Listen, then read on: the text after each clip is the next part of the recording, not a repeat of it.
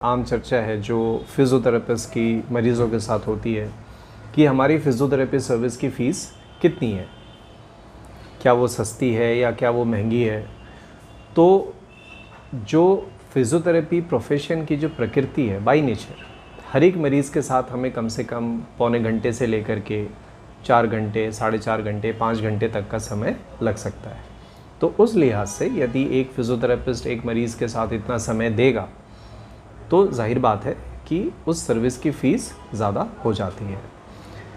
लेकिन मैं आपको यहाँ पर ये एक आइडिया देना चाहूँगा कि कहाँ पर इसकी फ़ीस कम हो पाती है और कहाँ पर कम नहीं हो पाती है। अब जैसे मान लीजिए कोई एक सरकारी संस्था है, सरकारी हॉस्पिटल है, सरकारी फ़िज़ियोथेरेपी यूनिट है जहाँ पर सरकार की तरफ से काफ़ी सारे पैसे आ रहे हैं, या फिर एक चैरिटेबल संस्था है जहाँ पर काफ़ी सारे लोगों ने डोनेशंस दी हुई हैं। तो वहाँ पर क्या होता है कि फ़िज़ियोथेरेपी की सर्विसेज सुविधाएं तो काफ़ी होती हैं,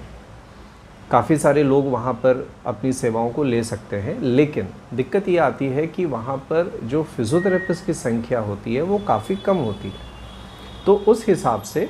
फ़िज़ियोथेरेपी की सर्विस तो सस्ती नहीं है, लेकिन जो सेवा लेने आ रहे हैं या तो उनको फ्री में पड़ रहा है या कम पड़ रहा है, क्योंकि किसी और ने, या तो सरकार ने या बाय डोनेशन किसी ने पैसे उस चीज़ के लिए वहाँ पर दिए हैं। तो वहाँ पर सर्विसेज तो सस्ती हो जाती हैं, लेकिन जब लोग वहाँ पर फ़िज़ियोथेरेपिस्ट की संख्या कम होने की वजह से जाते हैं तो उनकी समस्या को सॉल्व कर पाना फ़िज़ियोथेरेपिस्ट के लिए प्रैक्टिकली बहुत ही ज़्यादा अच्छी संभावनाएं नहीं होती हैं। तो इसलिए वहाँ पर इस तरह की जगहों पर आप देखेंगे कि अक्सर इक्विपमेंट्स काफ़ी ज़्यादा होते हैं, चाहे वो करंट्स के हों या एक्सरसाइज के हों, लेकिन उसमें क्या होता है कि फ़िज़ियोथेरेपिस्ट एक सुपरविज़न हर एक मरीज़ के लिए, अगर किसी मरीज़ का 20 दिन में प्रॉब्लम सॉल्व हो सकता है, 1.5 महीने में हो सकता है, तो उससे कहीं ज़्यादा समय लग जाता है। उस हिसाब से भले वो सर्विस सस्ती है, लेकिन जितना समय वो जो मरीज़ हैं वो वहाँ पर आने में जाने में जो समय बिताते हैं, भीड़ होने की वजह से जो समय वो वहाँ पर व्यतीत करते हैं, तो उस वजह से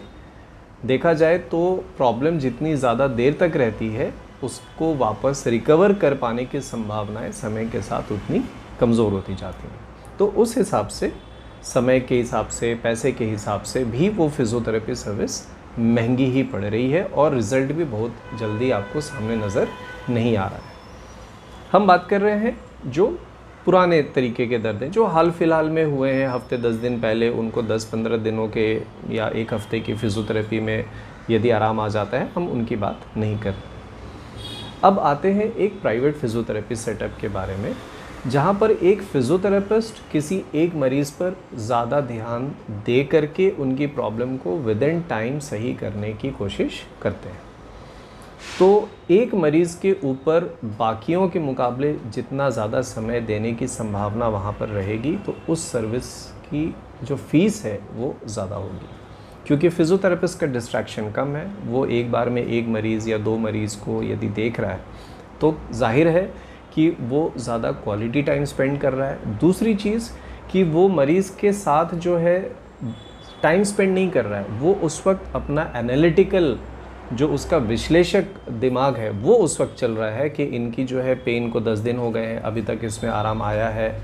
जितना आराम आया है उसके हिसाब से एक्सरसाइजेस कितनी शुरू करनी है, 4 दिन पहले जो एक्सरसाइजेस शुरू की थी उसका असर अब आ रहा है, दिख रहा है या नहीं दिख रहा है, तो एक्सरसाइजेस को हमें क्या बढ़ाना है, कितना बढ़ाना है।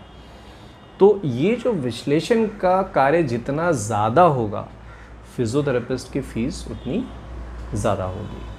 दूसरी चीज़ है, जितनी ज़्यादा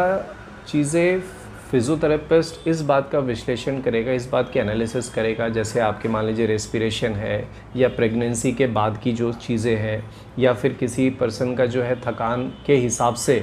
कि उनकी थकावट बहुत जल्दी हो जाती है, तो फ़िज़ियोथेरेपिस्ट जब भी उनकी एक्सरसाइज थेरेपीज़ कर रहे होते हैं, उनसे मेहनत करा रहे होते हैं, तो वो कॉन्स्टेंटली उनको देख रहे होते हैं, उनके साथ होते हैं। वो किसी भी तरह का रिस्क नहीं रखते हैं कि यदि हम जो एक्सरसाइज करा रहे भले मेरे सुपरविजन में हो रही है, लेकिन हमें पता है कि एक लेवल के आगे इनको नहीं लेकर जाना है। तो वो लेवल कब आएगा, वो फ़िज़ियोथेरेपिस्ट, हो सकता है पेशेंट को पता ना चले, लेकिन फ़िज़ियोथेरेपिस्ट इस चीज़ के बारे में सजग रहता है। तो ये जो जितना ज़्यादा एनालिटिकल वर्क होगा, जितना कम टेक्निकल वर्क होगा, आपको लग रहा है कि मैं तो साइकिलिंग कर रहा हूँ, साइकिलिंग के क्या पैसे? फिजियोथेरेपिस्ट साइकिलिंग के पैसे नहीं लेता। फिजियोथेरेपिस्ट इस बात के पैसे लेता है कि जब आप साइकिल कर रहे हैं तो आपका पोस्चर सही है कि नहीं है, आपकी जो स्पीड है वो सही है कि नहीं है, आपके जो साइकिलिंग जब आप कर रहे हैं तो उसमें कुछ सेटिंग्स होती हैं कि आप जो इतना ज़ोर लगा रहे हैं, साइकिल उस ज़ोर के अगेंस्ट आपको आराम से करने दे रहा है या उसमें मुश्किलें कर रहा है।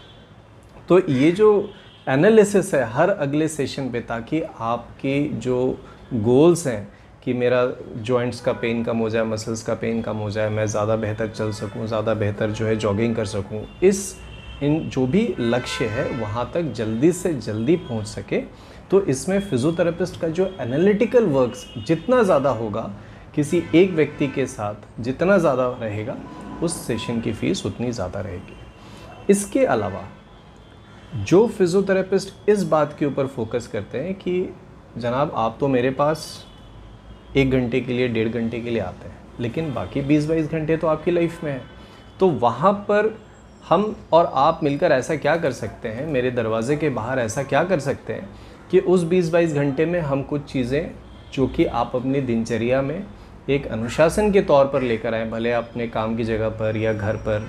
या आपका जो भी लेजर टाइम है उस टाइम में, कि थोड़ा थोड़ा करके बार बार आप कुछ सावधानियां हैं या कुछ एक्सरसाइजेज हैं जिनको आप रिपीट करें। तो उससे क्या होगा कि ट्रेनिंग जो है सिर्फ उस फिजियोथेरेपी सेशन में सीमित रहने के बजाय पूरे दिन में स्प्रेड आउट हो जाएगी। तो एक टीम के तरह काम करके